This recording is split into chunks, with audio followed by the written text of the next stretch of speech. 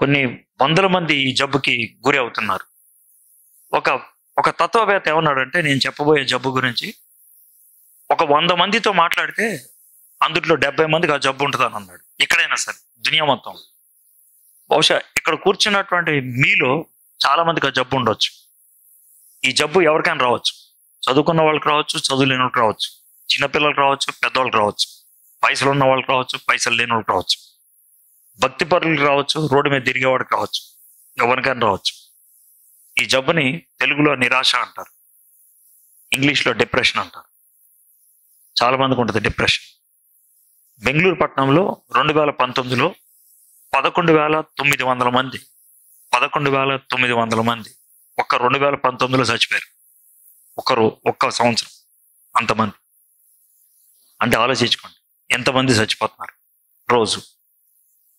ఒకవేళ ఇక్కడ కూర్చున్నటువంటి మీలో ఎవరికైనా నిరాశ ఉన్నట్లయితే, ఈరోజు నిరాశలోంచి బయటికి రావడానికి ఏమన్నా అవకాశం ఉందా? అది మనం చూడబోతున్నాం. బైబిల్లో కొంతమంది భక్తిపరులు కూడా నిరాశపరులు అయ్యారు. అందుకే అన్నాను, ప్రార్థన చేసేవాళ్ళు కూడా నిరాశపరులు అవ్వచ్చు అని. మోషేకి నిరాశ కలిగింది. నిరాశలో ఉన్నప్పుడు ప్రార్థన చేసిండు. సంఖ్యాకాండం 11వ అధ్యాయంలో. మీరు రియకర్లా, నేను ఏమన్నప్పుడు దియాను. ఏమన్నాడంటే, నన్ను చంపే ప్రభా అని అడిగాడు. ఏలియా ప్రార్థన చేశాడు ఒక్కసారి. ఆయన చేసిన ప్రార్థనకి జవాబు దొరకంది. నేను బదిరి వృక్షం కింద కూర్చొని మరణాపేక్ష కలిగిన వాడు, నేను ఒక్కడనే మంచోడిని, అందరూ నన్ను చంపేటట్టు చూస్తున్నారు, చంపే ప్రభా అని అడిగాడు. వీళ్ళు భక్తిపరులు కాబట్టి సూసైడ్ చేసుకోవడానికి దమ్ము లేక దేవుణ్ణి మర్డర్ చేయమని అడిగారు. మనలో చాలా మందికి సూసైడల్ థాట్స్ ఉంటాయి. మనలో కొంతమంది సూసైడల్ థాట్స్ లేకపోవచ్చు, కానీ కోపంలో నా బతుకు వేస్ట్, నా లాంటి వాడు ఇంకెవడు ఉండకూడదు, నా లాంటిది ఇంకెవత ఉండకూడదు, నా బతుకు దరిద్రం, నేను ఇలాంటి జీవితం జీవిస్తానేంటి అని మిమ్మల్ని మీరు అసహించుకునేటువంటి పరిస్థితి ఉండొచ్చు. ఒకవేళ అలాంటి పరిస్థితుల్లో ఉంటే ఈరోజు దేవుడు మీతో మాట్లాడతాడని నేను నమ్ముతున్నాను. నిరాశ గురించి మాట్లాడటానికి నాకు బాధ ఉంటుంది, భయం ఉంటుంది. ఎందుకనంటే ఎక్కువ శాతం మంది దీనికి స్పందిస్తారు. అయితే రెండవ పరిచయం, ఈ నిరాశలో ఉన్నప్పుడు పక్కనున్న వాళ్ళతో మాట్లాడబుద్ధి అవద్దు, ఎక్కడో దూరంగా ఉన్న వాళ్ళతో చాట్ చేయబుద్ధి అవుద్ది. ఒంటరిగా ఉండడానికి భయం వేస్తుంది, కానీ ఎవరితో మాట్లాడటానికి ఇష్టం ఉండదు. ఆకలేస్తుంది, అన్నం తినబుద్ధి కాదు. అందరూ లేచినప్పుడు పడుకుంటాం, అందరూ పడుకున్నప్పుడు లేచుంటాం. ఇది నిరాశ. ఇన్ని పదాలు మీకు ఎందుకు చెప్తున్నానంటే, ఇందులో ఏదో ఒకటి అర్థమవుతుంది మీకు. అవును, నేను కూడా అక్కడే ఉన్నానని. ఒకవేళ ఈ రాత్రి అలాంటి నిరాశాజనకమైన జీవితంలో ఉంటే, డిప్రెషన్లో ఉంటే, దేవుడు మీతో మాట్లాడతాడని నేను నమ్ముతున్నాను. సరే, ఇప్పుడు మూడో పరిచయం, నిరాశలోకి వెళ్ళినటువంటి ఒక ప్రవక్తని మీకు పరిచయం చేస్తాను. ఆ ప్రవక్త చాలా గొప్ప ప్రవక్త, కానీ బైబిల్లో చాలా మంది ఆయన్ని చెడ్డగా ఆలోచించారు. చాలా మంచి ప్రవక్త. ఎంత మంచి ప్రవక్త అంటే, దేవుడు అతని దగ్గరికి నేరుగా వెళ్ళి మాట్లాడాడు. నాకు కొంచెం పని చేసి పెట్టవా అని దేవుడు అడిగాడు. అంత గొప్పోడు. ఒక మనిషి దగ్గరికి సాక్షాత్తు దేవుడు వచ్చి మాట్లాడాడంటే మాటలవా, చాలా గొప్ప ప్రవక్త. ఆయన చెడ్డోడేం కాదు, చాలా మంచోడు. కానీ ఆయన నిరాశలోకి వెళ్ళాడు. నిరాశలోకి ఎందుకు వెళ్ళాడు? నిరాశలోకి వెళ్ళినప్పుడు ఏమైంది? నిరాశలో ఏం చేశాడు? నిరాశలోంచి బయటకు ఎలా వచ్చాడు? నిరాశలోంచి బయటకు వచ్చిన తర్వాత ఏం చేశాడు? టోటల్ పిక్చర్ మనం ఆయన జీవితంలోంచి నేర్చుకోగలుగుతాం. నేను ఒక చిన్న కథలాగా చెప్తాను ఆయన గురించి. ఆయన పెద్ద కథలో ఒక చిన్న భాగమే ఈరోజు మనం ధ్యానం చేసేది. నేను చెప్పాలనుకున్నటువంటి ఆ ప్రవక్త పేరు యోనా. యోనా గ్రంథం గురించి మీకు తెలిసిందే. 4 అధ్యాయాలు, 47 వచనాలు, చిన్న పుస్తకం అది. యోనా గ్రంథం 48 వచనాలు. ఈ 4 అధ్యాయాల స్టోరీ ఇది. గాత్హఫర్ అనే ఊరుంది. ఆ ఊర్లోకి దేవుడు వచ్చాడు. యోనా దగ్గరికి వచ్చి, యోనా, నా కోసం కొంచెం నువ్వు నినివేకి వెళ్ళాలయా. ఆ నినివేలో ఉన్న వాళ్ళు చాలా చెడ్డోళ్ళు, ఇష్టం వచ్చినట్లు జీవిస్తున్నారు, నాకు కోపం ఉంది, నువ్వు వాళ్ళకి వెళ్ళి చెప్పు. ఇదే విధంగా కొనసాగితే నేను వాళ్ళని నాశనం చేయదలుచుకున్నా అని దేవుడు చెప్పాడు. దేవుడు చెప్పేసి వెళ్ళిపోయిన తర్వాత యోనా కూర్చొని ఆలోచించాడు. మనలో ఎవరినైనా అమెరికా వెళ్ళమంటే ఖుషికి వెళ్తాం, ఆస్ట్రేలియా వెళ్ళమంటే ఖుషికి వెళ్తాం. కానీ మనలో ఎవరినైనా పాకిస్తాన్ వెళ్ళమంటే వెళ్ళరు. చాలా దరిద్రం, కోపం, ఇష్టం ఉండదు. అది పరిస్థితి. ఇశ్రాయేలీలకి నినివే అనేది అస్సీరియా రాజధాని, పాకిస్తాన్కి వెళ్ళటమే. ఆయనకి ఇష్టం లేదు. ఎందుకనంటే అస్సీరియా వాళ్ళు ఇశ్రాయేలీల్ని బాగా ఏడిపించారు, హింసించారు, మనుషుల్ని బండలకేసి కొట్టి చంపేశారు, చిత్రహింసలు చేశారు. అలాంటి వాళ్ళ దగ్గరికి వెళ్ళి దేవుని గురించి మాట్లాడతామంటే ఆయన కోపం వచ్చింది. దేవుడు ఆయన్ని పైకి పొమ్మన్నాడు, ఉత్తరానికి. కానీ మనోడు దక్షిణానికి వెళ్ళాడు, సముద్ర తీరానికి వచ్చి కూర్చొని ఉన్నాడు. ఒక పడవ వచ్చి ఆగింది. పడవ కెప్టెన్ దగ్గరికి వెళ్ళి, సార్ ఈ పడవ ఎక్కడికి వెళ్తుందని అడిగాడు. తర్షీష్ వెళ్తుంది అన్నాడు. అవునా, నాకు టికెట్ ఇస్తారా అని అడిగాడు. ఇచ్చాడు. పడవెక్కి కూర్చున్నాడు ఆయన. పడవ వెళ్ళిపోతా ఉంది.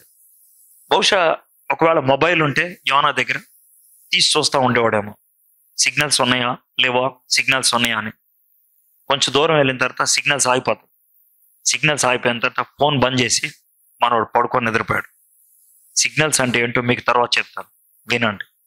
ఆయన పడుకొని నిద్రపోయాడు, బాగా నిద్రపోయాడు. బహుశా ఆ పడవ ప్రయాణం అవుతూ వెళ్తా ఉంది. నా ఉద్దేశ ప్రకారం పడవ 9 రోజులు ప్రయాణం చేసిన ఉంటుంది. 9 రోజులు ఎందుకన్నానా ఇంకొద్దిసేపట్లో అర్థమవుతుంది. 9 రోజులు ప్రయాణం చేసింది. ఈ 9 రోజుల ప్రయాణం తర్వాత ఆ పడవలో ఆయన నిద్రపోతా ఉంటే ఎవరో వచ్చి గబగబా లేపారు. యోనా లే లే అని అన్నాడు. లెగ్సి చూసేప్పటికి పెద్ద తుఫాను, భయంకరమైన పరిస్థితి, తుఫాను, సామాన్లన్నీ బయటపడేశాం. యోనా అడిగాడు, ఏంటి నా సూట్ కేసు కూడా పడేశారా? యా పడేసాం, నీది కూడా. అంటే మనోడికి టెన్షన్ స్టార్ట్ అయింది. అవునా, ఏమైందంటే తుఫాను, ఏం చేయాలో అర్థం కాలేదు, సామాన్లన్నీ పడేశాం. ఈలోగా కెప్టెన్ అరుస్తున్నాడు, యోనా ఎవరు, ఎవరో నా పేరు చదువుతున్నారే. వెళ్ళాడు. ఏంటి సార్ అన్నాడు. అయ్యా చిట్టీలు వేస్తే నీ పేరు వచ్చిందయ్యా, ఇది తుఫాన్ల టైం కాదు, ఈ టైంలో తుఫాన్ వచ్చిందంటే ఎవడో తప్పు చేశాడు, ఎవడో అని చిట్టీలు వేసాం, నీ పేరు వచ్చింది, ఏమన్నా చేసావా అని అంటే ఇంకేం చేయాలా తెలియక చెప్పాడు. అవును సార్ నేనే చేసింది, నా దేవుడు నినివే వెళ్ళమన్నాడు, నాకు అటు వెళ్ళటం ఇష్టం లేదు, అందుకే ఇటు వచ్చేసాను, ఈ తుఫాన్ వచ్చింది నా గురించే. అవునా, ఇప్పుడు ఏం చేయమంటావు? చేసేదేముంది, ఏం లేదు, నన్ను ఈ సముద్రంలో పడేసేయండి అని అన్నాడు. బాబు నువ్వు వెళ్ళమన్న చోటకి వెళ్ళకపోతేనే మీ దేవుడు ఇంత తుఫాను తెచ్చాడు, నేను సముద్రంలో పడేసి చంపేస్తే మీ దేవుడు నన్ను ఏమంటాడు, మమ్మల్ని ఏం చేస్తాడు? ఏం కాదు, నేను బతుకుండాలంటే ఒకటే ఒక మార్గం, నన్ను కాలు చేతులు కట్టేసి దీంట్లో పడేసాను అని అన్నాడు. అంటే యోనాని పడేశారు, సముద్రంలో పడ్డాడు. మనకి చిన్నప్పటి నుంచి విన్న కథే. ఓ చేప మింగింది, చేప కడుపులో ఉన్నాడు, అక్కడ ఉండి ప్రార్థన చేశాడు, అయ్యా నన్ను క్షమించు, నీకు దయ ఉంటుంది, నాకు ఒక అవకాశం ఇవ్వా అని అడిగాడు. దేవుడు సహాయం చేశాడు. 3 రోజుల్లో ఆ చేప ఒడ్డుకు తెచ్చింది. నేను ఇందాక 9 రోజులు అని ఎందుకన్నానంటే, మధ్యధరా సముద్రంలో 2 రకాలైన చేపలు ఉంటాయి. ఒకటి బ్లూ వేల్, రెండోది క్యాక్టస్. ఈ 2 చాలా పెద్ద చేపలు. ఎంత పెద్ద చేపలు అంటే ఒక్క చేప ఫుల్గా ఎదిగితే 60 అడుగులు ఉంటుంది. 60 అడుగులు అంటే 5 అంతస్తులు, అంత పెద్దగా ఉంటుంది ఆ చేప. ఆ చేప ఎంత వేగంగా వెళ్తుందంటే అప్పట్లో ఉన్న ప్రపంచంలో వేగమైన పడవల్లో మూడింతల వేగంగా వెళ్తుంది. అంటే పడవకి 9 రోజులు పడితే ఇది ఆ దూరాన్ని 3 రోజుల్లో కవర్ చేస్తుంది. అందుకని 3 రోజులు 9 రోజులు అన్నాను. అది 3 రోజుల్లో ఒడ్డుకు వచ్చింది, కక్కేశాను. ఆ తర్వాత బయటకు వచ్చిన తర్వాత మళ్ళీ దేవుడు వచ్చాడు. ఇప్పుడైనా చెప్తున్నాను, నినివేకి వెళ్ళాను. యోనా నినివేకి వెళ్ళాడు, నినివేలో వాక్యం చెప్పాడు. 3 రోజులు చెప్పమన్నాడు దేవుడు, 1 రోజే చెప్పాడు. చెప్పిన తర్వాత ఊరు బయటకు వెళ్ళి ఒక చిన్న గుట్ట ఉంది, ఆ గుట్ట మీద ఎక్కి కూర్చొని ఉన్నాడు. దేవుని ఉగ్రత నినివే మీదకి వస్తే చూద్దామని రాలా. వీళ్ళంతా బూడిద నెత్తి మీద వేసుకొని ప్రార్థన చేయటం మొదలు పెట్టారు. ప్రార్థన చేస్తా ఉంటే ఈయనకి టెన్షన్ పెరిగిపోతుంది. వీళ్ళు ప్రార్థన చేస్తే దేవుడు కృప చూపిస్తాడు, వీళ్ళు పశ్చాత్తాపడితే దేవుడు క్షమిస్తాడు, వీళ్ళు బాగుపడితే మమ్మల్ని ఫుట్బాల్ ఆడతారు, నా దేశం నన్నేమనుకుంటుంది, నా ప్రజలు నన్నేమనుకుంటారు. బాగా కోపంతో బీపీ ఎక్కువైపోయింది. దేవుడు టెన్షన్ ఎక్కువైపోయిందని కూలర్ ఆన్ చేసినట్లు ఒక పెద్ద సొరకాయని పక్కన పెట్టాడు. దాంట్లోంచి చల్ల గాలి వస్తా ఉంటే హాయిగా నిద్రపోయాడు. కొద్దిసేపు నాకు పురుగును పంపించి దాన్ని కట్ చేయించాడు. కరెంట్ ఒక్కసారి ఆగిపోతే చెమట పట్టుద్ది, టెన్షన్ ఎక్కువ అవుతుంది. మనోడు ఆ టెన్షన్లో లేచి ఉన్నప్పుడు మళ్ళీ దేవుడు వచ్చాడు. ఏమయ్యా, ఈ సొరకాయ గురించి, ఈ సొర చెట్టు గురించి అంత కోపం అవసరమా అని. చచ్చి అంత కోపం అన్నాడు. ఒక సొరకాయ గురించి నీకు అంత కోపం అయితే 120,000 మంది, 120,000 మంది వీరి గురించి నాకెంత బాధ ఉంటుంది, వీళ్ళకి కుడి ఎడం తెలియట్లేదు, మంచి చెడు తెలియట్లేదు అని ప్రశ్నించి వదిలేశాడు. ఇది యోనా గ్రంథం మొత్తం స్టోరీ. 48 వచనాలు చెప్పేశాను. మొదటి అధ్యాయం పారిపోతున్న యోనా, 2వ అధ్యాయం ప్రార్థిస్తున్న యోనా, 3వ అధ్యాయం పరిచర్య చేస్తున్న యోనా, 4వ అధ్యాయం పోరాడుతున్న యోనా. మొదటి అధ్యాయం పారిపోతున్న యోనా, 2వ అధ్యాయం ప్రార్థిస్తున్న యోనా. మీరు సినిమాకి వెళ్తే పుస్తకం పట్టుకెళ్తారా? లేదుగా. సినిమా హీరో డైలాగ్ చెప్తాను, రావు ఓసారి రాసుకుంటామంటారా? లేదుగా. మరి ఏనండి, గుర్తుపెట్టుకోలేరా? 4 మాటలు గుర్తుపెట్టుకోలేకపోతే లేచి వెళ్ళిపోండి బయటికి. ఈ 4 మాటలు కూడా గుర్తుపెట్టుకోలేకపోతే ఎలాగా? గుర్తుపెట్టుకోగలరు. అడుగుతాను, మధ్యలో చెప్తారు మీరు. ఏనండి, ఓకే. నా దగ్గర ఏమీ లేదు బైబిల్ తప్పించి. చెప్పట్లా మొత్తం అన్ని? మీరు ఎందుకు చెప్పలేరు? చెప్పగలుగుతారు. ఈయనే మనసు ఉంటే ఉంటుంది. ఏనండి, ఓకే. మొదటిది ఏంటి చెప్పండి నాకు? ప్రార్థిస్తున్న యోనా, పారిపోతున్న యోనా. 2వది ప్రార్థిస్తు, 3వది పరిచర్య, 4వది పోరాటం. బస్ చాలా ఈజీగా చెప్పచ్చు. ఓకే. మొదటి అధ్యాయం పారిపోయాడు కదా, రన్నింగ్ అవే. 2వ అధ్యాయం ప్రార్థిస్తున్నాడు కదా, రన్నింగ్ టు. 3వ అధ్యాయం పరిచయం చేశాడు కదా, రన్నింగ్ విత్. 4వ అధ్యాయం పోరాడు కదా, రన్నింగ్ ఎహెడ్. మొదటి అధ్యాయం దేవుడి నుంచి దూరం వెళ్ళిపోయాడు. 2వ అధ్యాయం దేవుడి దగ్గర పరిగెట్టుకుంటూ వెళ్ళాడు. 3వ అధ్యాయం దేవుడితో ఉన్నాడు. 4వ అధ్యాయం దేవుడి కంటే ముందు వెళ్ళిపోయాడు. ఇవి 4 అధ్యాయాలు. చాలా ఈజీ గుర్తుపెట్టుకోవచ్చు. ఓకే. అయితే ఈరోజు కేవలం 2వ అధ్యాయం మాత్రమే ధ్యానం చేస్తాం. ఓకే. బైబిల్ ఉంటే యోనా గ్రంథం తీయండి. యోనా పాత నిబంధనలో ఉంటుంది, 2 పేజీలు ఉంటే కొంచెం టైం పట్టింది, ఎతకండి. ఇర్మియా, ఎజికేలు, దానియేలు ఇవన్నీ దాటిన తర్వాత వస్తుంది. 700 చిల్లరలో ఉంటుంది. 272, 62. ఓకే. ఈ పేజ్ తప్పించి ఇంకో పేజ్ తీయండి కాబట్టి చూడండి. మీ బైబిల్లో యోనా 2వ అధ్యాయానికి ఎన్ని వచనాలు ఉన్నాయి? 10. నా బైబిల్లో కూడా అదే ఉంది. కాడ మన ఇద్దరం చూసేది ఒకటే. చూద్దాం. ఓకే. ఈ 10 వచనాలు నేను మొదటి వచనం చదువుతాను. ఓకే.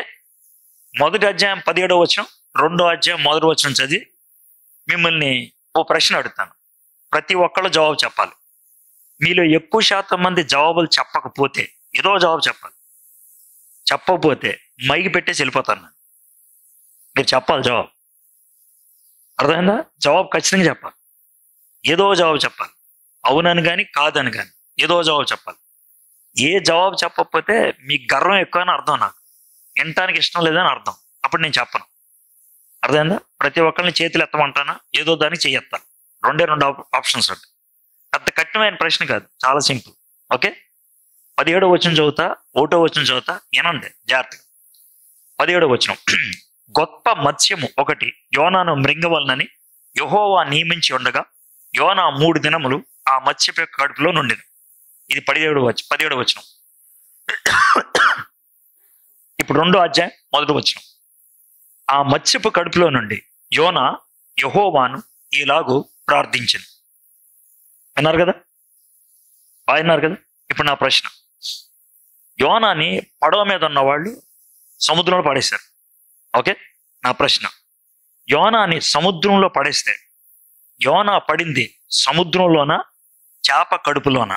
2 జవాబులు. ఒక నిమిషం, మీరు అలా చెప్తే కుదరదు కాబట్టి ఆప్షన్స్ ఇస్తాను, దానికి ఏదో ఒకటి చెప్పండి. మొదటి ఆన్సర్ చేప కడుపులో, అంటే చేప నోరు తెరుచుకుంది, డైరెక్ట్ గా దాంట్లో పడ్డాడు, చేప మింగేసింది. ఇది కరెక్ట్ అనుకున్న వాళ్ళు చేతులు ఎత్తండి.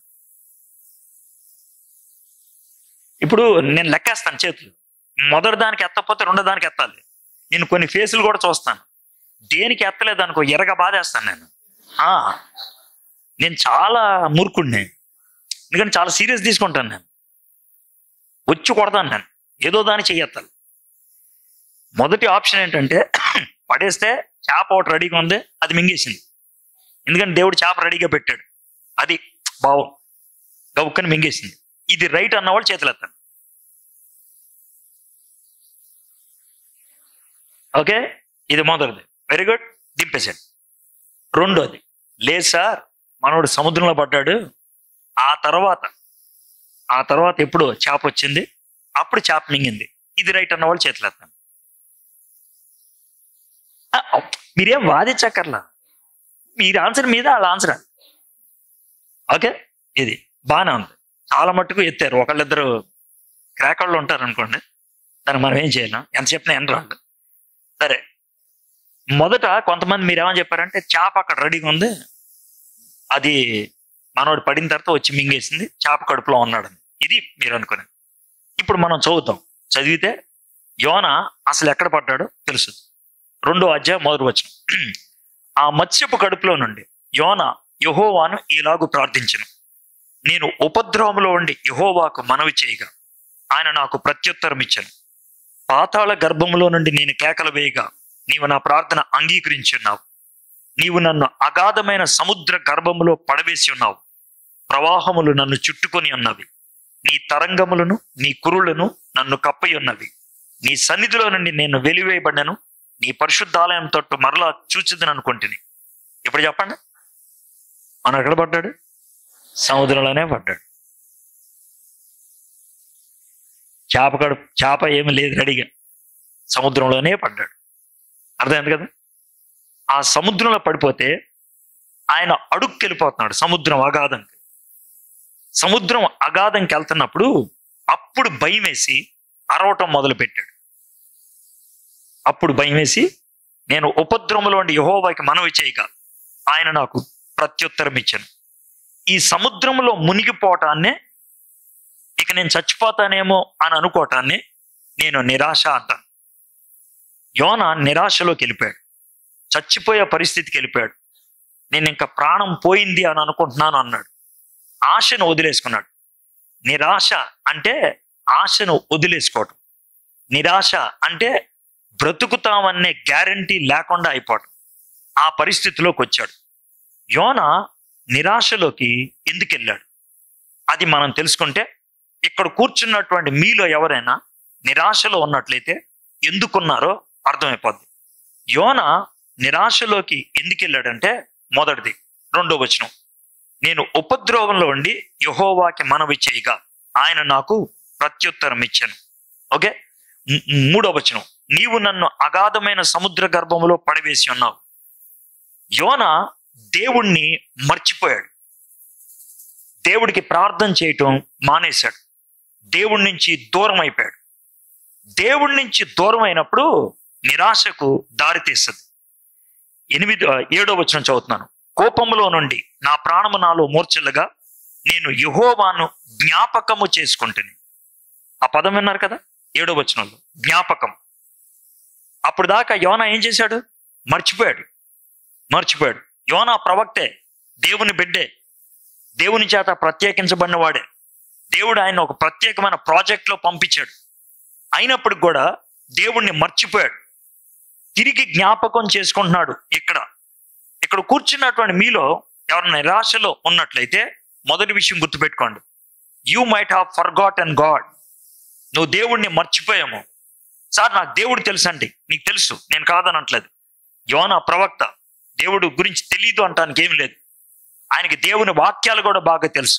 ఆయన ప్రార్థనలో కూడా వాక్యాలు వల్లించగలడు. ఆయన అన్నీ తెలుసు. కానీ ఆ మూమెంట్లో దేవుణ్ణి వదిలేశాడు, దేవుణ్ణి మర్చిపోయాడు. దేవునికి ప్రార్థన చేయాల్సింది ఆపేశాడు. ఆయన పడవ మీద ఉన్నప్పుడు ఇంత పెద్ద తుఫాన్ వస్తుంటే పడవ మీద ఉన్న వాళ్ళందరూ ప్రార్థన చేశారు, యోనా తప్పించి. పడవ మీద ఉన్న వాళ్ళందరూ దేవుణ్ణి అడిగారు. ఈయన మాత్రం అంటున్నాడు, ఈ తుఫానికి కారణం నేనే, తెలుసు ఆయనకి, నన్ను సముద్రంలో పడేశాడు. చావటానికి ఇష్టపడ్డాడు కానీ దేవుని దగ్గరకు రావడానికి ఇష్టపడలేదు. మీలో కొంతమంది నిరాశలో ఉన్నప్పుడు చర్చికి రాబుద్దవద్దు, నిరాశలో ఉన్నప్పుడు ప్రార్థన చేయబుద్దవద్దు, నిరాశలో ఉన్నప్పుడు ఎవరైనా నీతి కబుర్లు చెప్తే చాలా ఫ్రస్ట్రేషన్ వస్తుంది. నిరాశలో ఉన్నప్పుడు బైబిల్ గురించి ఏమన్నా మాట్లాడితే పిచ్చి పిచ్చి ప్రశ్నలు అడుగుతూ ఉంటారు. కారణం ఏంటంటే లోన గుండెల్లో దేవునితో కట్ ఆఫ్ అయిపోయింది. నిరాశకు కారణం దేవుడితో మనకు ఉండాల్సినటువంటి సంబంధం తెగిపోయింది అని అర్థం. యోనా దేవుని బిడ్డే, నువ్వు క్రైస్తవుడివే, క్రైస్తవురాలువే, బహుశా నువ్వు బాప్తిసం కూడా తీసుకొని ఉండొచ్చు, నువ్వు పెద్ద పెద్ద మీటింగులకు కూడా వెళ్ళి ఉండొచ్చు, ఆత్మ వరాలు కూడా ఉండి ఉండొచ్చు. బట్ స్టిల్ ఆ మూమెంట్లో దేవునితో ఉండాల్సిన కనెక్షన్ లేకపోతే నిరాశలోకి వెళ్తావు. యోనా నిరాశలోకి వెళ్ళాడు, దేవుణ్ణి మర్చిపోయాడు. దేవుని వైపు చూడాల్సిన వ్యక్తి దేవుని నుంచి దూరం అయిపోయాడు. చంద్రాయన్ తెలుసా మీకు? చంద్రాయన్-2 ఏం చేసింది? అది చంద్రుడి మీదకి ఒక యంత్రాన్ని పంపించింది. చంద్రుడి మీదకి చంద్రాయన్-2 పంపించిన యంత్రం పేరేంటి తెలుసా? విక్రమ్. ఓకే, చంద్రాయన్-2 చేయాల్సిన పని ఏంటంటే, అది చంద్రుడి మీదకి వెళ్ళి చంద్రుడి మీద ఆగిన తర్వాత మూత తెరుచుకుంటుంది. తెరుచుకుంటే దాంట్లోంచి విక్రమ్ బయటకు వస్తుంది. విక్రమ్ అనేది ఒక రోబోట్ లాంటిది. అది చంద్రుడి చుట్టూ కూడా తిరుగుతూనే ఉంటుంది. ఇది పరిస్థితి. అయితే 2.1 కిలోమీటర్ చంద్రుడి యొక్క సర్ఫేస్ కి దూరంలో ఉన్నప్పుడు చంద్రాయన్-2 కనెక్షన్ పోయింది. ఈరోజు విక్రమ్ చంద్రుడి మీద ఉన్నదా? ఉన్నదే. ఈరోజు విక్రమ్ చంద్రుడి మీద పనిచేయగలదా? పనిచేయగలదు. కానీ అది ఏమన్నా ఉపయోగమా? లేదు. ఎందుకు ఉపయోగం లేకుండా పోయిందో తెలుసా? విక్రమ్కి మనకి ఉండాల్సిన కనెక్షన్ తెగిపోయింది. అది కనెక్షన్ ఉంటే ఉపయోగపడి ఉండేది. కనెక్షన్ ఉంటే చంద్రుడి చుట్టూ అది 7 సంవత్సరాలు తిరిగి ఉండేది, మనకి సమాచారాన్ని పంపించి ఉండేది. కానీ కనెక్షన్ లేదు కాబట్టి చంద్రుడి మీద ఉన్నది నిరుపయోగంగా ఉన్నది. ఈ మధ్యనే కొన్ని ఫోటోలు తీసి పంపించారు, ఇదిగో ఇక్కడ పడింది, ఇదిగో ఇక్కడ ఉంది అని. కానీ ఏమి లాభం? లేదు. భూమి మీద ఉన్నావా? ఉన్నావు. 3 పూట్ల తిండి తింటున్నావా? తింటున్నావు. కానీ నీ వల్ల దేవుడికి ఏమైనా ఉపయోగం ఉందా? లేదు. నీ జీవితం వల్ల ప్రపంచానికి ఏమైనా ఉపయోగం ఉందా? లేదు. కారణం ఏంటంటే విక్రమ్ ఏ విధంగా గ్రౌండ్ స్టేషన్తో లింక్ లేదో నీకు దేవుడితో లింక్ లేదు. అది నిరాశ అంటే. ఆ నిరాశ జీవితం భయంకరంగా ఉంటుంది. ఇంకొక మాట, యంత్రాలు అయితే కనెక్షన్ తెగిపోతే పడి ఉంటాయి. మనిషి కనెక్షన్ తెగిపోతే పడి ఉండలేడు. ఆయనకి కొన్ని సమస్యలు ఉంటాయి. దేవుడితో కనెక్షన్ లేదంటే ఇంకెవరో ఒకరితో కనెక్షన్ పెట్టుకోవాల్సిందే ఖచ్చితంగా. ఎవరితో కనెక్షన్ పెట్టుకోకుండా ఉండలేడు. చూద్దాం, 8వ వచనం చదువుతున్నాను. అసత్యమైన వ్యర్థ దేవతల యందు లక్ష్యముంచువారు. అసత్యమైన వ్యర్థ దేవతల యందు. ఎప్పుడైతే సత్యవంతుడైన దేవుణ్ణి వదిలేశాడో అసత్యాన్ని ఆయన వెంబడించడం మొదలు పెట్టాడు. నిజమైన దేవుణ్ణి వదిలేస్తే అబద్ధాన్ని పట్టుకుంటాం. అది గర్ల్ ఫ్రెండ్ అవ్వచ్చు, బాయ్ ఫ్రెండ్ అవ్వచ్చు, సినిమా హీరో అవ్వచ్చు, నీకున్న హ్యాబిట్ అవ్వచ్చు, నీకున్న ఫ్రెండ్స్ అవ్వచ్చు, నీకున్న అలవాటు అవ్వచ్చు. ఇవి మనల్ని దేవుడి నుంచి దూరం చేస్తాయి. దేవుణ్ణి వదిలేస్తే దాంట్లో అక్కడ ఎవరో ఒకరిని పెట్టుకోవాలి. చాలా మంది ఏమనుకుంటారు తెలుసా? నా మనసులో దేవుడు ఉన్నాడు, దేవుడితో పాటు ఇంకేదో ఉంది, దేవుడితో పాటు ఇంకెవరో ఉన్నారు. ఇది మనం అనుకునే మాట.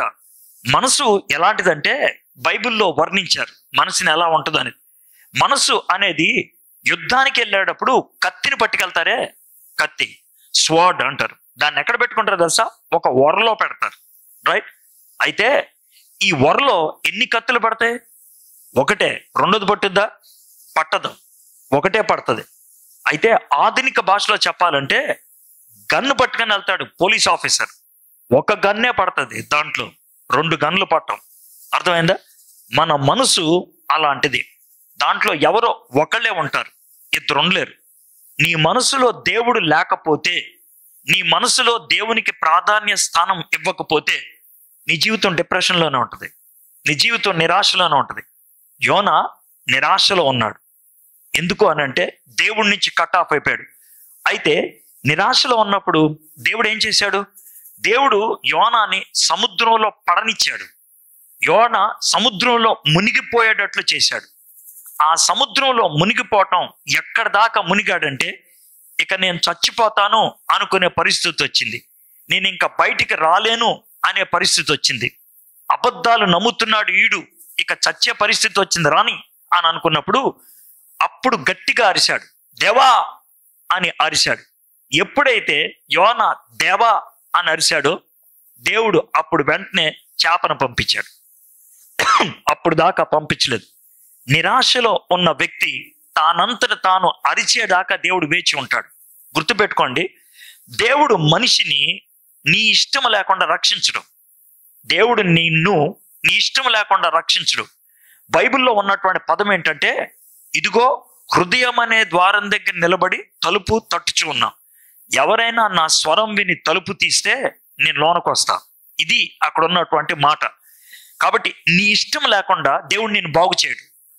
నీ ఇష్టం లేకుండా నీ జీవితాన్ని సరిచేయడు.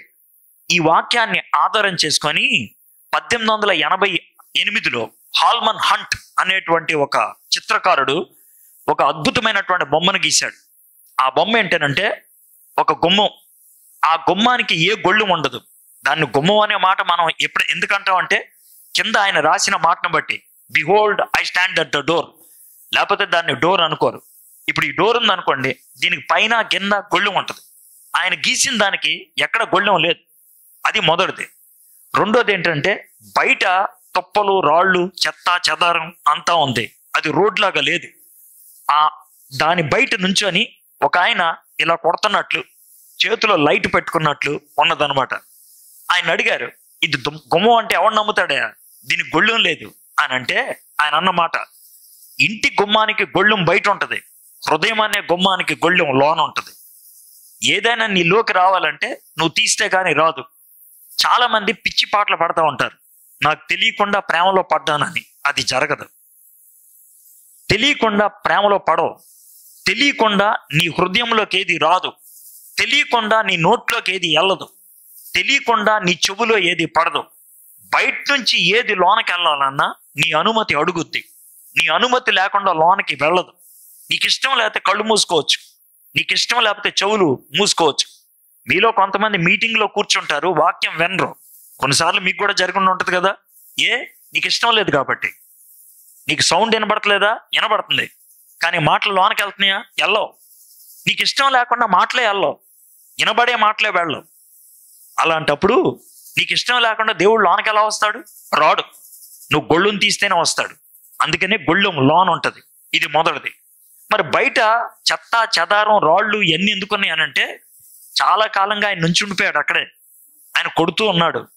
ఎంత కాలం అయిపోయిందంటే, ఆ రోడ్డు మీద ఎవరన్నా వచ్చి, చాలా కాలం అయిపోయింది, ముళ్ళ కంపలు కూడా వచ్చేసాయి. దేవుడు నీ హృదయంలోకి రావాలని ఏళ్ల తరబడి వేచి చేస్తున్నాడు. నీవు ఆయన అనుమతించట్లేదు. ఇది రెండోది. మూడోది, ఆయన చేతిలో లైట్ ఎందుకు ఉందంటే, రాత్రనక పగలనక ఆయన బయట నుంచేనే ఉన్నాడు. నువ్వు ఎప్పుడు తలుపు తీస్తావు అని, తలుపు తీస్తే లోనకు వద్దామని. యోన అరిచేదాకా దేవుడు బయటే ఉన్నాడు. నువ్వు అరిస్తే నేను లోనకు వస్తాను, నువ్వు పిలిస్తే నేను లోనకు వస్తాను. ఇది ఆయనకున్నటువంటి తాపత్రయం. యోన చివరికి అరిశాడు. అరిసి, దేవా నన్ను కరుణించవా, నన్ను కాపాడవా అని అరిశాడు. ఎప్పుడైతే అరిచాడో అప్పుడు దేవుడు చేపను పంపించాడు. ఆయన చేసిన పని అది. ఇప్పుడు రెండో ప్రశ్న అడుగుతా. ఇందాక ప్రశ్న అడిగాను కదా, జవాబు చెప్పారు కదా. ఇప్పుడు రెండో ప్రశ్న. ఇది అంత కఠినంగా ఉండదు, చాలా సులభమే. యోనాని చేప మింగిన తర్వాత చేప కడుపులో ఎన్ని రోజులు ఉన్నాడు? చిన్న ప్రశ్న. దేవుడు అనుకుంటే 3 నిమిషాల్లో ఒడ్డొచ్చేటట్లు చేయగలరా లేదా? కానీ దేవుడు యోనాని చేప కడుపులో 3 రోజులు ఉంచాడు. ఎందుకు ఉంచాడు అనుకుంటున్నారు?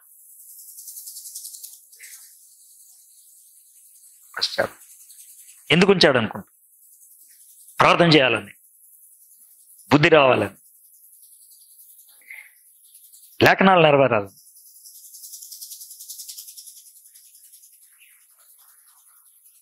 పరీక్షించడానికి,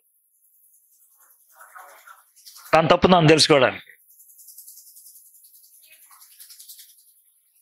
ఆహ్వానించాడు కాబట్టి లోనికి వచ్చాడు చేప కడుపుకి. ఇంకా బాగుంది, చెప్పండి. ఇంకా ఆన్సర్లు చెప్పండి, బాగా చెప్తున్నారు. ఓకే, నేను చిన్న సన్నివేశం చెప్తాను, దాన్ని బట్టి ఆలోచిద్దాం దేవుడు ఎందుకు అంతసేపు పట్టాడు. ఈ మొబైల్ ఫోన్ నాది పోయింది. ఈరోజు రోజంతా ఎతికాని దొరకలేదు. ఫోన్ రింగ్ ఇస్తుంటే వెళ్తుంది, కానీ దొరకట్లేదు, సైలెంట్ మోడ్లో ఉంది.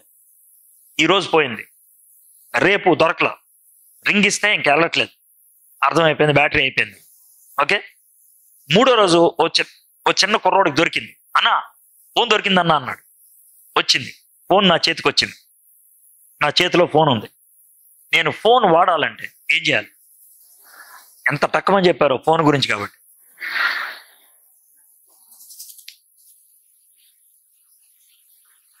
ఫోన్ నా నుంచి దూరం అయిపోతే డిశ్చార్జ్ అయిపోయింది. దాన్ని రీఛార్జ్ చేయకుండా వాడలేను. ఫోన్ ఛార్జింగ్ పెట్టి చూస్తాను. 1%, 2%, 3%, 5%, 10%, 15%, 30% వచ్చిన తర్వాత ఇప్పుడు నేను ఫోన్ చేయొచ్చు అని ఫోన్ చేస్తాను. అంటే ఒక లెవెల్ వచ్చిన తర్వాత నేను ఇంకా వాడుకోవచ్చు. ఫోన్ నా నుంచి దూరం అయిపోతే రీఛార్జ్ చేస్తే తప్పించి దాన్ని నేను వాడలేను. అవునా కదా? ఒక వస్తువు నా దగ్గర నుంచి పోతే దాన్ని ఉపయోగపడే స్థితిలోకి తెచ్చేదాకా నేను వాడలేను. యోనా దేవుడి నుంచి దూరం అయిపోయినప్పుడు డిశ్చార్జ్ అయిపోయాడు. దేవుడి నుంచి దూరం అయిపోయినప్పుడు డర్టీ అయిపోయాడు, మురికి అయిపోయాడు, దూరం అయిపోయినప్పుడు. కాబట్టి దేవుడు అతన్ని తిరిగి వాడుకునే స్థితికి తీసుకురావాలి. దీన్నే డిసిప్లిన్ అంటారు. తన్ని సముద్రంలో పడేసినప్పుడు డిప్రెషన్లోకి వెళ్ళాడు. తన్ని చేప కడుపులో ఉన్నప్పుడు డిసిప్లిన్ చేశాడు. ఆయన డిప్రెషన్లో ఉన్నప్పుడు చచ్చిపోతే బాగుండని ఆలోచనలు కూడా వచ్చాయి. అందుకే కదా నన్ను సముద్రంలో పడేయండి అని. చచ్చిపోవటం పెద్ద కష్టం అనిపించలేదు, చచ్చిపోయినా పర్లేదు అనుకున్నాడు. నిరాశలో ఉన్నప్పుడు చావు గురించి ఎక్కువ మాట్లాడతాం. దేవుడి నుంచి దూరం అయినప్పుడు చావు గురించి ఎక్కువ మాట్లాడతాం. అయితే ఆ చావు ఆలోచనలో ఉన్నప్పుడు దేవుడు ఏమన్నా మాట్లాడినా కూడా ఎక్కదు, దేవుడు ఏమన్నా చెప్పినా కూడా ఎక్కదు. అందుకని దేవుడు వదిలేశాడు. ఆ సముద్రంలోకి, అగాధంలోకి వెళ్ళినప్పుడు, ఇక చచ్చిపోయే పరిస్థితి ఉన్నప్పుడు దేవా అని అరిస్తే చేపను పంపించి చేప కడుపులో ఉండి మీరు ఇందాక అన్నట్లు తనలో పశ్చాత్తాపం వచ్చేదాకా ఆగాడు. తనలో పూర్తి పరివర్తన వచ్చేదాకా ఆగాడు. తన జీవితం సరిచేసుకునేదాకా ఆగాడు. అది జరిగేదాకా దేవుడు తన జీవితంలో ఏమీ చేయలేడు. తాను లోనకు వచ్చిన తర్వాత చేసిన పని ఏంటి చూద్దాం. నేను ఉపద్రవంలో ఉండి యెహోవాకి మనవి చేయగా ఆయన నాకు ప్రత్యుత్తరం ఇచ్చాను. పాతాళ గర్భములో నుండి నేను కేకలు వేయగా నీవు నా ప్రార్థన అంగీకరించి ఉన్నావు. నీవు నన్ను అగాధమైన సముద్ర గర్భములో పడవేసి ఉన్నావు. ప్రవాహములు నన్ను చుట్టుకొని ఉన్నవి, నీ తరంగములు, నీ కురుళ్ళు నన్ను కప్పి ఉన్నవి. ఇప్పుడు చదివిన భాగం నుంచి ఒక ప్రశ్న అడుగుతాను, మీలో ఎలాంటి జవాబు చెప్తారో చూద్దాం. ఇది 3వ ప్రశ్న. యోనాని మొదటి అధ్యాయంలో చిట్టి వేసినప్పుడు యోనా పేరు వచ్చింది కాబట్టి బాబు మమ్మల్ని ఏం చేయమంటాం అంటే యోనా అన్నాడు నన్ను సముద్రంలో పడేయండి అని. యోనాని సముద్రంలో పడేశారు కదా. జాగ్రత్త వినండి, ప్రశ్న జవాబు. యోనాని సముద్రంలో పడేసింది ఎవరు? యోనాని సముద్రంలో పడేసింది పడవను నడిపించే వాళ్ళ లేకపోతే దేవుడా? యోనాని సముద్రంలో పడేసింది పడవ నడిపించే వాళ్ళ లేకపోతే దేవుడా? పడవ నడిపించే వాళ్ళు అన్న వాళ్ళు చేతులు ఎత్తండి. రైట్. దేవుడు అన్న వాళ్ళు చేతులు ఎత్తండి. మీలో కొంతమంది దేనికి చెయ్యి ఎత్తలేదు. మీరే ఒకసారి మీ గుండె మీద చేసుకొని ఆలోచించండి. దేనికి చెయ్యి ఎత్తకపోతే ఏంటి అర్థం? కరెక్టే కదా, పడేసింది వాళ్ళు. ఈయన అడుగుతున్నాడంటే దేవుడు ఏమైనా పడేసాడేమో. ఇదే కదా మీ అనుమానం. నేను ఇప్పుడే వచ్చిన చదివాను కదా, వినలేదా మీరు? చూద్దాం 3వ వచనం. నీవు నన్ను అగాధమైన సముద్ర గర్భములో పడవేసి ఉన్నావు. సముద్రంలో పడేసింది ఎవరు? దేవుడే. దేవుడు అనుమతిస్తే గాని వాళ్ళు పడేరు. దేవుడు అంగీకరిస్తే గాని పడేరు. నువ్వు దేవుని బిడ్డవైతే నీ మీదకి ఏదైనా ప్రాబ్లం వచ్చిందంటే దేవుడు అనుమతి లేకుండా రాదు. ఒకవేళ నువ్వు విశ్వాసివైండి నీకు అలాంటి కష్టతరమైన పరిస్థితి వచ్చిందంటే ఈ రెండిట్లో ఏదో కారణం ఉండాలి. అయితే నువ్వేదో తప్పు చేసావు, లేదా నువ్వేదో పాఠం నేర్చుకోవాలి. అయితే ఏదో తప్పు చేసావు, లేదా పాఠం నేర్చుకోవాలి. పాఠం నేర్చుకోవాలన్నా, తప్పు చేస్తే సరిదిద్దుకోవాలన్నా మనం చేసే పనిని డిసిప్లిన్ అంటాం, నిబద్ధత. యోనాని డిసిప్లిన్లో పెట్టడం మొదలు పెట్టాడు దేవుడు. మీ జీవితంలో కొన్నిసార్లు కష్టాలు వస్తాయి. నేను దేవుని బిడ్డనయ్యాను కదా, ఎందుకు నాకు కష్టాలు వచ్చాయి? ఒకవేళ మారు మనసు పొందిన తొలి దినాల్లో మారు మనసు పొందానండి, వాక్యం చదువుకుంటున్నాను, ప్రార్థన చేస్తున్నాను, ఇప్పుడే శోధనలు ఎక్కువైపోతున్నాయి, ఇప్పుడే కష్టాలు ఎక్కువైపోతున్నాయి, ఇప్పుడే సవాళ్ళు ఎక్కువైపోతున్నాయి, ఇప్పుడే ఛాలెంజెస్ ఎక్కువవుతున్నాయి. మీలో కొంతమంది ఇలాంటి పదాలు ఉపయోగిస్తారు. ఎందుకు ఇలాంటి పరిస్థితి వచ్చింది? ఎందుకు వచ్చిందంటే దేవుడు మిమ్మల్ని డిసిప్లిన్ చేస్తున్నాడు. దేవుడు క్రమబద్ధం చేయడానికి ఇష్టపడుతున్నాడు. నిబద్ధతలో పెట్టడానికి ఆయన ఇష్టపడుతున్నాడు. డిసిప్లిన్ అంటే సింపుల్ గా చెప్పాలంటే కోల్పోయిన దాన్ని తిరిగి వచ్చేటట్లు చేయటం, నీలో ఉపయోగపడే స్థాయికి తీసుకురావటం, ఇది ఆయన చేసిన పని. అయితే యోనాని చేప కడుపులో 3 రోజులు ఉంచాడు. ఎందుకని 3 రోజులు ఉంచాడనంటే 3 రోజులు పట్టింది ఆయన పూర్తిగా పశ్చాత్తాపడటానికి. 3 రోజులు పడింది ఆయన జీవితం సరి చేసుకోవడానికి. 3 రోజులు పట్టింది దేవుణ్ణి అర్థం చేసుకోవడానికి. 3 రోజులు పట్టింది తాను తిరిగి వెనక్కి వెళ్ళి దేవుడు చెప్పిన మాటకి విధేయత చూపించాలి అని అనుకోవడానికి.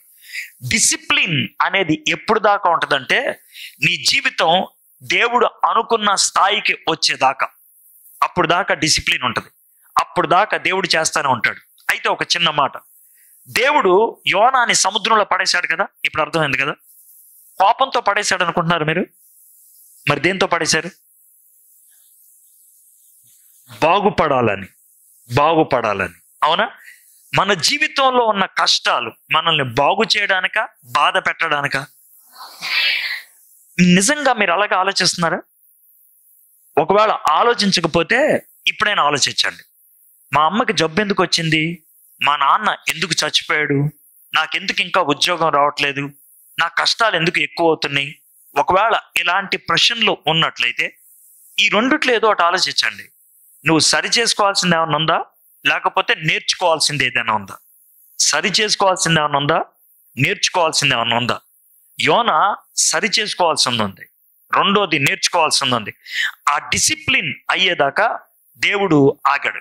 అయితే డిసిప్లిన్ అనేది దేవుడు ఇష్టం ఉన్న వాళ్ళకే చేస్తాడు, లేకపోతే చేయడు. బైబిల్లో ఒక మాట ఉంది, వేరే చోటకి వెళ్తున్నాను, మీరేమనుకోవద్దు. హిబ్రీల్ రాసిన పత్రిక 12వ అధ్యాయం. హిబ్రీల్ రాసిన పత్రిక 12వ అధ్యాయం 8వ వచనం చదువుతున్నాను, వినండి. కుమారులైన వారందరూ శిక్షలో పాలు పొందుచున్నారు, మీరు పొందని ఎడల దుర్బీజులే గాని కుమారులు కాదు. దుర్బీజులు అంటే ఏంటో తెలుసా మీకు? దుర్బీజులు పచ్చి బూత్. అది అంటే ఏంటి తెలుసా? అంటే బూత్ నేను ఎక్కడ ఆడలేను కాబట్టి దాన్ని వేరుగా మాడతాను. రే, వీడు ఎవడికి పుట్టాడో తెలియదురా బాబు, వీడు ఒకడికి పుట్టినోడు కాదురా, ఈ నానెవడో వీడికి తెలియదురా. అది దుర్బీజుడు అంటే.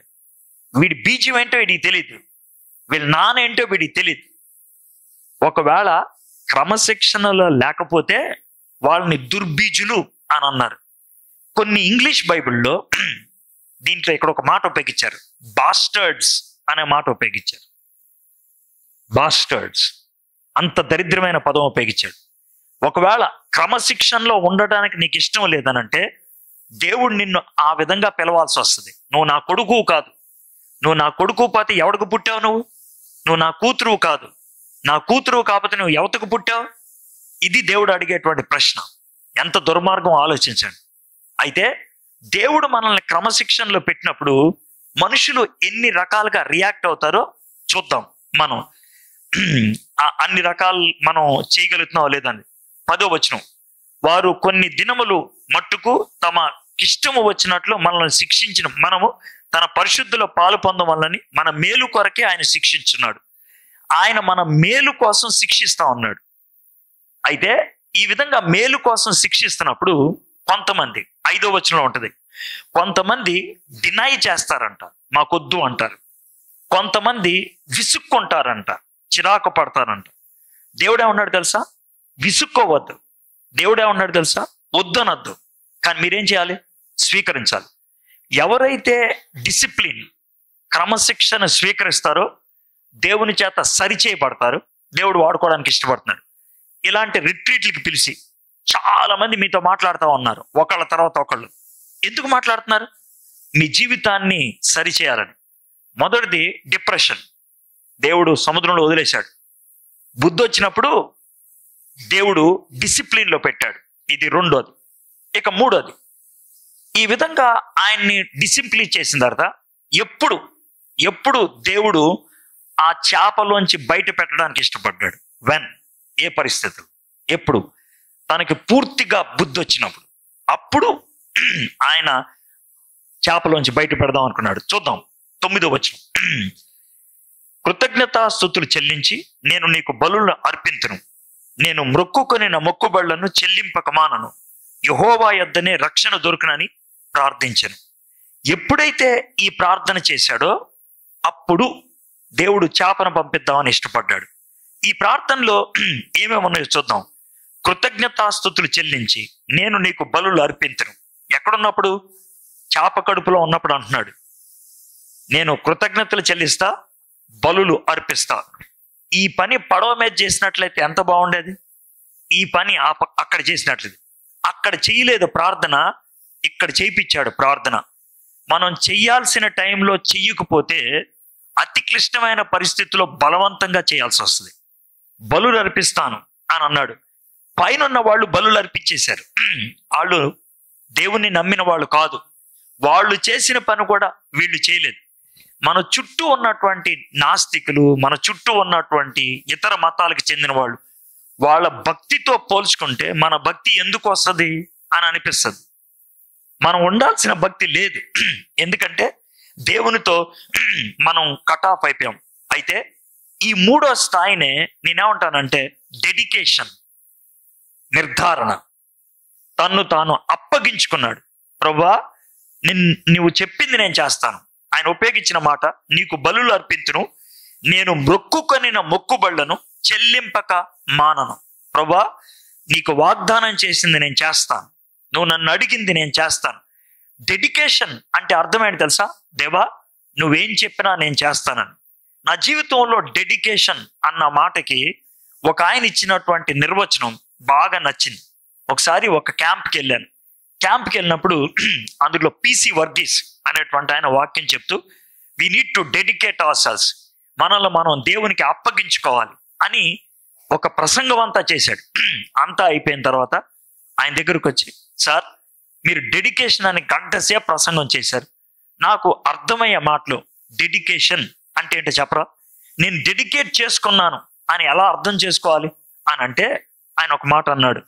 ఒకవేళ నీకు ఒక ఫ్రెండ్ ఉన్నాడు అనుకో, ఆ ఫ్రెండ్కి ఉత్తరం రాస్తున్నావు అనుకో, ఎలా రాస్తావు అని అన్నాడు. అని అంటే ప్రియమైన మిత్రుడికి అని అన్నాడు. Very good. ఆ మిత్రుడే యేసయ్య అనుకో, ఏమని రాస్తావు అని అంటే ప్రియమైన యేసయ్య. Very good. ఆ తర్వాత ఉత్తరం రాస్తావు కదా, రాస్తాను. ఇప్పుడు ఉత్తరం రాయాలన్నాడు, అవసరం లేదు. చివర్లో ఎలా ముగిస్తావు అని అంటే నీ ప్రియ మిత్రుడు ఎడ్వర్డ్ విలియమ్స్, ఇప్పుడు రాయి చివర్లో అన్నాడు. ఒక కాగితం తీసుకొస్తే పైన ప్రియమైన యేసయ్యకు, కాగితం అంతా వదిలేశాను, కింద చివర్లో నీ ప్రియ మిత్రుడు ఎడ్వర్డ్ విలియమ్స్. ఈ ఉత్తరం యేసయ్యకి ఇచ్చేయటమే అన్నాడు. ఇది డెడికేషన్ అంటే? అవును.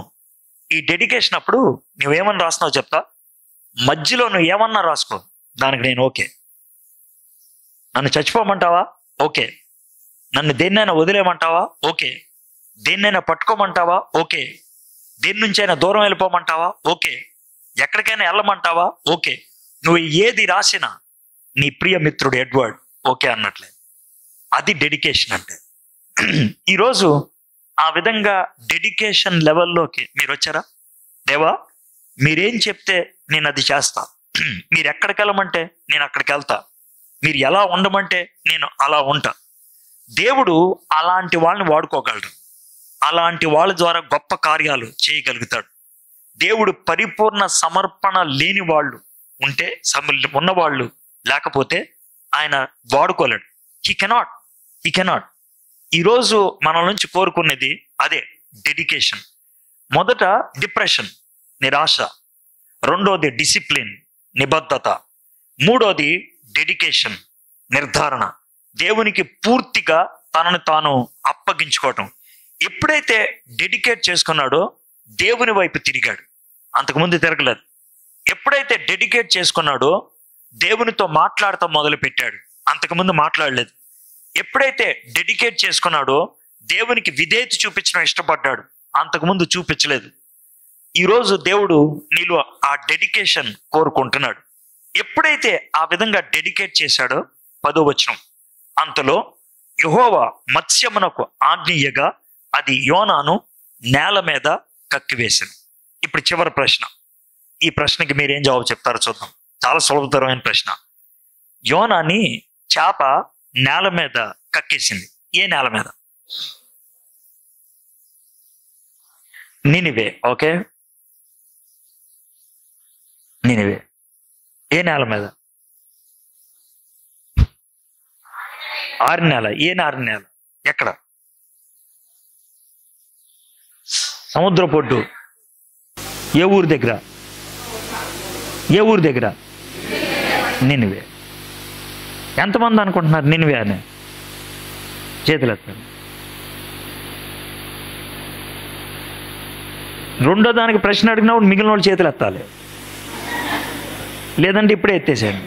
నినివే అని ఎంతమంది అనుకుంటున్నారు? ఓకే, నినివే కాదని ఎంతమంది అనుకుంటున్నారు?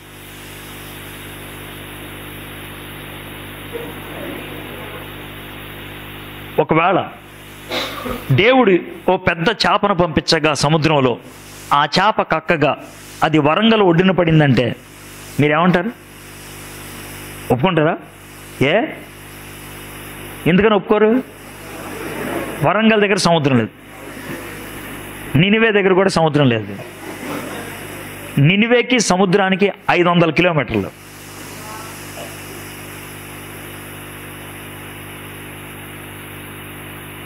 నినివేకి సముద్రానికి 500 కిలోమీటర్లు. సముద్రం దగ్గర పడేలా యోనాని ఎక్కడ పడేసింది తెలుసా? యోనా ఎక్కడి నుంచి పడవెక్కి వెళ్ళాడు, మళ్ళీ అక్కడికి వచ్చి పడాడు.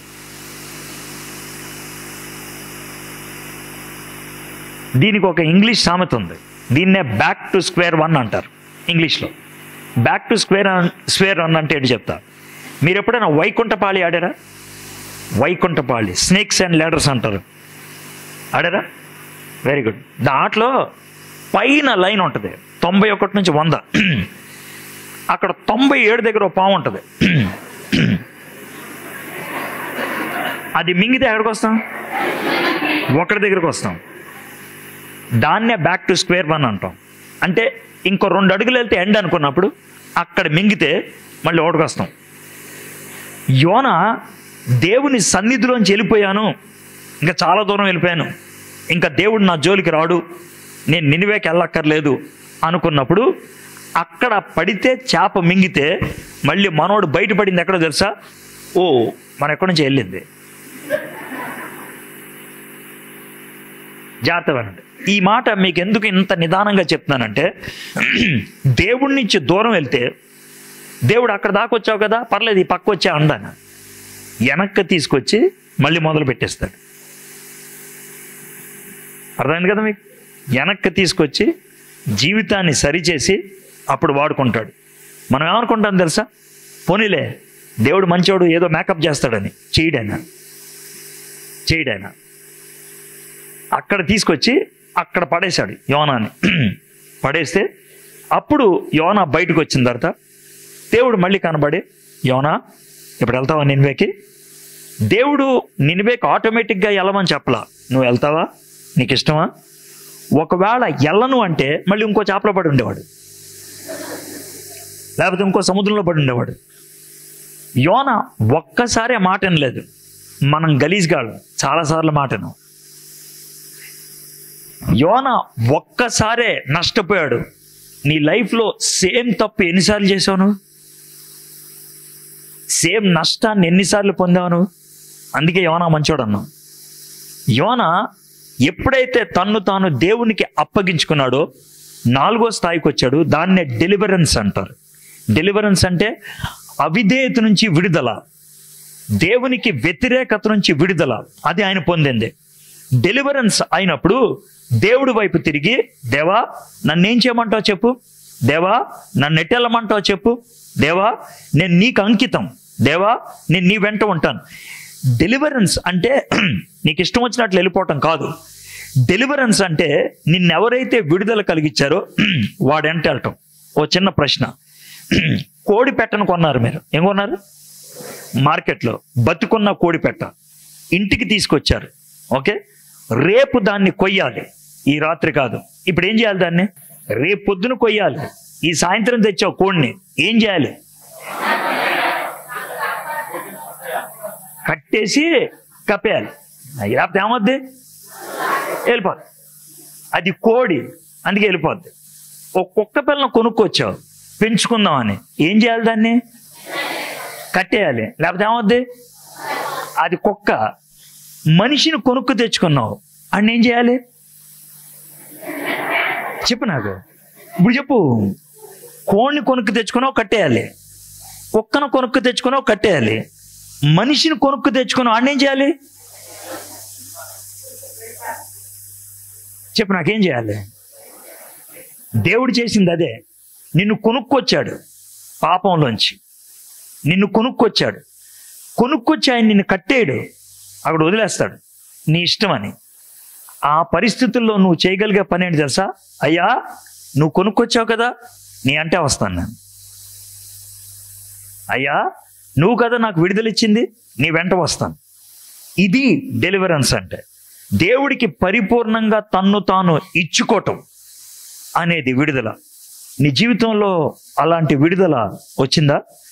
విడుదల గురించి నేను ఒక చిన్న సన్నివేశం చెప్పి ముగిస్తాను. నేను చాలా సింపుల్గా, ఇది చైనా దేశానికి సంబంధించినటువంటి ఒక కథ. చైనా దేశానికి మొట్టమొదటిసారిగా పెద్ద పరిచయం చేయడానికి వెళ్ళిన ఆయన పేరు Hudson tailor. Hudson tailor England దేశం నుంచి చైనాకి వెళ్ళి పరిచయం చేసి వెనక్కి వచ్చాడు. ఇంగ్లాండ్ దేశం వచ్చి 5 మీటింగుల్లో మాట్లాడాడు. 5 మీటింగులు, ఎక్కువగా యూత్ మీటింగ్సే మాట్లాడి, ఆ మీటింగుల్లో చివరి మాట చెప్పేవాడు. మనకి చాలామంది బైబిల్ చెప్పేవాళ్ళు ఉన్నారు, చర్చిలు ఉన్నాయి, నీతి గురించి మాట్లాడేవాళ్ళు ఉన్నారు. చైనాలో చర్చిలు లేవు, చైనాలో బైబిల్ దొరకదు, చైనాలో కమ్యూనిజం ఉంది. అయితే యవ్వన బిడ్డలు కావాలి చైనాలో పరిచయం చేయడానికి, ఎవరిని వస్తారా అని అడిగాడు. అడిగితే చివరిలో అడిగాడు, ఎవరిని వచ్చేవాళ్ళు ఉంటే చెయ్యి ఎత్తండి అని. ఎత్తలా. మళ్ళోసారి అడుగుతున్నాను, ఎత్తండి. ఎత్తలా. చివరిసారిగా అడుగుతున్నాను, ఎత్తండి అంటే ఒక ఆయన ఎత్తాడు చెయ్యి. అతన్ని పిలిచాడు, నచ్చలేదు, పంపించేశాడు. 2వ మీటింగ్ అలాగే జరిగింది, ఒక్కడే ఎత్తాడు. 3వ మీటింగ్ ఒక్కడే ఎత్తాడు. 4వ మీటింగ్ ఒక్కడే ఎత్తాడు. 5వ మీటింగ్ ఒక్కడే ఎత్తాడు. 5వ మీటింగ్ చివరిది. ఆ ఒక్కడే ఎత్తితే, ఎన్నిసార్లు చెప్పానయ్యా నువ్వు పనికిరావానే, ఎందుకు ఎత్తుతున్నావు చెయ్యి అని అన్నాడంట. ఆ వ్యక్తి, సార్ ఎలాగో వెళ్ళిపోతున్నారు కదా, ఒక్కసారి అడుగుతాను, నేను ఎందుకు పనికిరానో చెప్పండి సార్ అన్నాడంట. చూడు, చైనాలో ఉండేది కమ్యూనిజం. చెప్పి కొట్టరాళ్ళు, కొట్టి ఆలోచిస్తారు వాళ్ళు. అలాంటి వాళ్ళు చంపి అప్పుడు ఆలోచిస్తారు, ఈయన ఎందుకు చంపామని. వాళ్ళకి లెక్కలేదు మనుషులంటే. కాబట్టి పోలీసులు వస్తుంటే, మిలిటరీ ఆఫీసర్లు వస్తుంటే, కమ్యూనిస్ట్ నాయకులు వస్తుంటే పారిపోవాలి. నువ్వా పారిపోలేవు అని ఇలా చూశాడు. ఆ వ్యక్తికి, అతని పేరు జార్జ్ స్టాట్. నేను సరదా కథ చెప్తున్నాను అనుకుంటారేమో. George start, GEORGE, George STOTT, start, China అని కొట్టండి, మీ గూగుల్లో ఈయన లైఫ్ అంతా వస్తుంది. 19 ఏళ్ళు అప్పుడు కాలు ఇరిగిపోయింది దానికి. ఒక కాలు లేదు, ఒక కాలుతో ఉండేవాడు. నీ కాలు లేదురా, నువ్వు పారిపోలేవు, నువ్వు పనికిరావు చైనాకి అని అంటే, జార్జ్ స్టాట్ కర్రల మీద లేచి నుంచొని ఇలాగా అన్నాడు, సార్ ఇన్ని వేల కిలోమీటర్ల ప్రయాణం చేసి చైనాకి వెళ్ళేది పారిపోవటానికి కాదు సార్, పట్టబట్టానికి. ఇన్ని వేల కిలోమీటర్ల ప్రయాణం చేసి చైనా వెళ్ళేది పారిపోవటానికి కాదు, పట్టబట్టానికి. నేను దేవుడికి పట్టబడాలి సార్, దేవునికి ఉపయోగపడాలి సార్. తప్పిస్తే దేవుడు తప్పిస్తాడు, కానీ నేను తప్పించి పారిపోను sir. I will not run away. దేవుడికి ఇష్టమైతే చచ్చిపోవడమైనా ఓకే అన్నాడు. సరే, బాగా చెప్పావురా, ఇంకొక ప్రశ్న, దానికి కూడా జవాబు చెప్తే నేను పంపిస్తాను అక్కడికి అని అన్నాడు. చెప్పండి సార్ అని అంటే, అడగండి సార్ అని. మరి ప్రతి మీటింగ్లో కూడా ఎవరినున్నారా అని అడిగితే, చివరిసారిగా ఇదే లాస్ట్ టైం అని అన్నప్పుడు చేయెత్తేవాడి. మొదలెత్తవు, చివరెత్తుతావు, ఎందుకని అని అంటే, ఏమి లేదు సార్, మొదలు 2 కాళ్ళు ఉన్నవాడు ఎవడన్నా ఎత్తాడేమో అని చూస్తున్నా, ఎవరు ఎత్తట్లేదు కదా, ఇక నేనన్నా పనికొస్తానని ఎత్తుతున్నా. అప్పుడు హడ్సన్ టైలర్ కళ్ళం నీళ్ళు తిరిగాయి. వీడికి నిజమైన కమిట్మెంట్ ఉందని తీసుకొని వెళ్ళాడు. చైనా తీసుకెళ్ళి జువాన్వు అనేటువంటి ఒక ఊరు తీసుకెళ్ళాడు, ఇక్కడ పరిచర్య చేయని. ఇప్పుడు ఆ ఊరు పరిస్థితి చెప్తాను. చైనా మొత్తంలో 1000 మందికి ఒక్క క్రైస్తవుడు అంటే, చైనా మొత్తంలో 1000 మందికి ఒక్క క్రైస్తవుడు అంటే, ఆ ఒక్క ఊర్లో మాత్రం 1000కి 100 మంది క్రైస్తవులు ఉంటారు. జువాన్వు ఆయన పరిచర్య చేసిన దినాల్లో 3000 మందికి బాప్తీసం ఇచ్చాడు. ఆయన 3000 మందికి ఆయన పరిచర్య చేసిన దినాల్లో చైనాలో ఒక పెద్ద దేవాలయాన్ని కట్టాడు. ఎంత పెద్ద దేవాలయాన్ని కట్టాడంటే, చైనా వాళ్ళు ఇప్పటికీ కూడా ఏమంటారంటే జువాన్వుని ద జెరూసలేం ఆఫ్ చైనా అంటారు. యెరూషలేము చైనాలో అని. ఎందుకనంటే అక్కడ క్రైస్తవులు అంత ధీటుగా బతికాడు. ఈ జార్జ్ స్టార్ట్ అంత గొప్ప పరిచర్య ఎందుకు చేశాడు తెలుసా? తన్ను తాను అప్పగించుకున్నాడు కాబట్టి. ఫ్రెండ్స్, నీకు డెడికేషన్ ఉంటే దేవుడు ఎలా ఉన్నా సరే వాడుకోగలుగుతాడు. డెడికేషన్ లేకపోతే దేవుడు వాడుకోలేడు.